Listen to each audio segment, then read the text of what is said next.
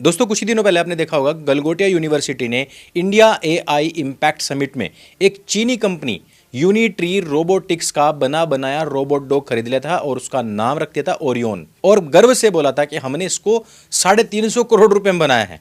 उसकी एक प्रोफेसर थी नेहा सिंह, इसने डीडी न्यूज के सामने कैमरे के ऊपर झूठ बोला था कि यूनिवर्सिटी के सेंटर ऑफ एक्सीलेंस में ये डेवलप हुआ है और हमारे स्टूडेंट्स ने इसको बनाया है। You need to meet Orion and this has been developed by the Center of Excellence at the Galgotias University. लेकिन सोशल मीडिया ने कुछ ही घंटों में इसको पहचान लिया था और बता दिया था कि भाई ये यूनिट्री गो 2 है, चीन में बनता है, ऑनलाइन तकरीबन 2.5 लाख रुपए का मिलता है।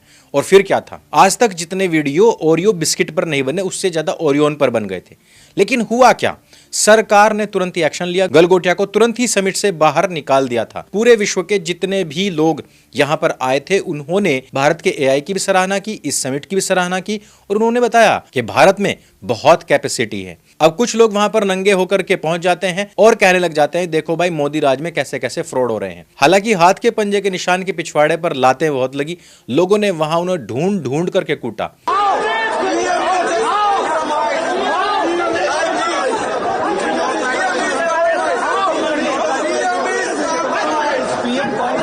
लेकिन मजेदार बात बस इतनी सी नहीं है।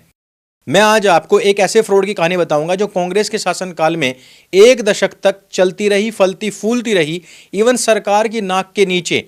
और ऐसा नहीं है, उस टाइम का जो प्रधानमंत्री था, प्रधानमंत्री का रिमोट जिस ग्रेट प्रधानमंत्री के हाथ में रहा करता था वो हो, और उस 10 साल के दौरान जो 2 अलग अलग राष्ट्रपति बदले थे उन सबके काले चिट्टे में खोलने वाला हूं। कहानी की शुरुआत होती है बंगाल से। 1971 में जन्मे अरिंदम चौधरी एक लंबी सी पोनीटेल रखा करता था, चमकीले कपड़े पहनता था, अंग्रेजी में फ्लुएंट था, बातें ऐसी किया करता था मान लो कि बहुत बड़ा विद्वान हो। इसका बाप हुआ करता था मलियेंद्र किशोर चौधरी। इसने क्या किया था कि 1973 में दिल्ली के अंदर एक संस्थान खोला था जिसका नाम था Indian institute of planning and management, यानी IIPM। नाम सुनो भाई पहले इसका, Indian institute of planning and management. नाम की शुरुआत में धर दिया इंडियन। इससे क्या लगता है आप लोगों को, जैसे कोई IIM हो या कोई सरकारी संस्थान हो, जबकि पूरी तरीके से एक प्राइवेट और बिना मान्यता वाला संस्थान था। अरिंदम ने IIPM से ही अपनी पोस्ट ग्रेजुएशन का डिप्लोमा लिया था, यानी कि अपने बाप के ही इंस्टीट्यूट से उसने डिग्री ले ली और फिर उसी इंस्टीट्यूट का डीन बन करके बैठ गया। और यहां से शुरू होता है भारत का सबसे बड़ा एजुकेशन स्कैम, जिसके बारे में आज के चूजे जानते तक नहीं है। और जानते हो ये फ्रॉड कितना बड़ा हुआ था भाई? जो बड़े बड़े स्कैम है ना कांग्रेस के जमाने में, ये उसके सामने कुछ भी नहीं है। IIPM की टैगलाइन हुआ करती थी जो कहती थी dare to think beyond IIM। सोचिए कितनी बड़ी बात कह रहा है कि IIM से आगे जा करके सोचो।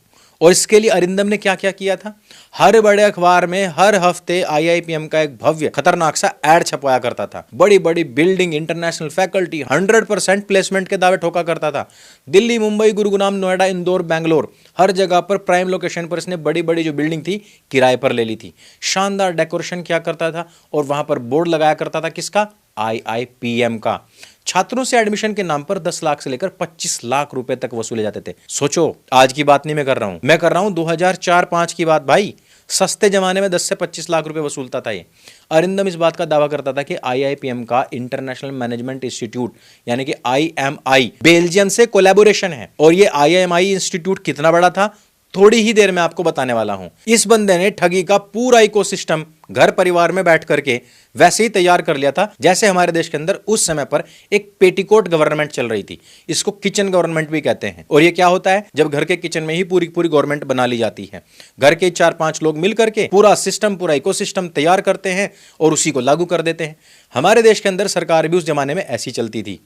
एक इटालियन बाई थी जिसने नया नया साड़ी पहनना सीखा था और उसने ना ओरियन कुत्ते जैसा ही एक प्रधानमंत्री बैठा देता और उसका रिमोट अपने हाथ में रखा था। ये जो आज गलगोटियां को गाली दे रहे हैं ना, इन्होंने खुद ने उस समय पर बहुत सारे डमी मिनिस्टर, डमी सरकार तैयार कर रखी थी जिनके गले में गोटियां लटकी हुई थी और ये सारे के सारे ना रोबोडॉग की तरह ही रिमोट से चला करते थे। ये अरिंदम चौधरी कोई छोटा मोटा ठग नहीं था, कांग्रेस सरकार ने इसे गले लगा के रखा हुआ था। 2004 में, यानी कि जब कांग्रेस की सरकार आई थी, अरिंदम को प्लानिंग कमीशन की कंसल्टिव कमेटी का मेंबर बना दिया गया था सोशल और एग्रीकल्चर सेक्टर के लिए। अभी एक तस्वीर देखो, ये अरिंदम चौधरी बैठा हुआ है तत्कालीन प्रधानमंत्री मनमोहन सिंह के साथ में।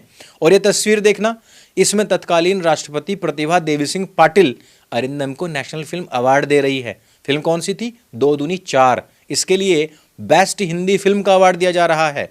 और ये तस्वीर देखिए, पूर्व राष्ट्रपति प्रणब मुखर्जी के साथ में है। अरिंदम की किताब बियॉन्ड गॉड का लोकार्पण करते हुए। तुम खून पसीने की कमाई वाले, तुम क्या जानो किसी राष्ट्रपति के साथ में खड़ा होना क्या होता है? ये देखिए, फ्रॉड गांधियों की बनाई हुई फ्रॉड सरकार में एक फ्रॉड डीन खड़ा हुआ है। देखिए जोड़ी कितनी अच्छी लगती है इन सब की। मैं बात कर रहा हूं सोनिया गांधी और अरिंदम की। दोनों के दोनों एक साथ में खड़े हुए हैं। एक किताब का विमोचन हो रहा है, द ग्रेट इंडियन ड्रीम। और ये ड्रीम क्या है? दोनों के दोनों मिलकर के देश को लूटेंगे। सरकार उस समय पर बिजनेसमैन से लेकर के किसानों तक सबको लूट रही थी, और ये अरिंदम चौधरी उस समय पर उन्हीं के बच्चों को लूट रहा था। जब भी बजट पेश होता था, हर न्यूज चैनल पर अरिंदम चौधरी बड़े एक्सपर्ट की तरह दिखाया जाता था। इसके इंटरव्यू शूट हुआ करते थे और बड़े ही एक्सपर्ट की तरह इसके इंटरव्यू चलाए जाते थे, जैसे कोई बहुत बड़ा इकोनॉमिस्ट हो। शाहरुख खान से लेकर के अमिताभ बच्चन तक बड़े बड़े सितारे इसके साथ में मंच साझा किया करते थे।